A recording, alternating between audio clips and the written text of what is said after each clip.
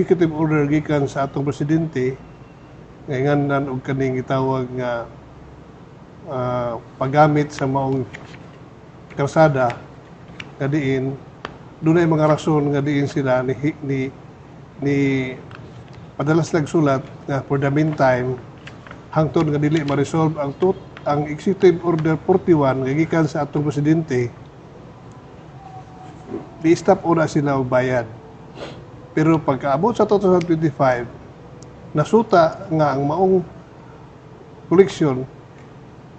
nga kinahanglan mobayad din sila muna sa katong January hangtod niadtong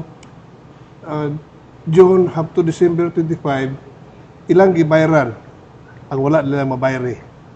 ang kantidad og 7,340,100 pesos. Sa environmental users fee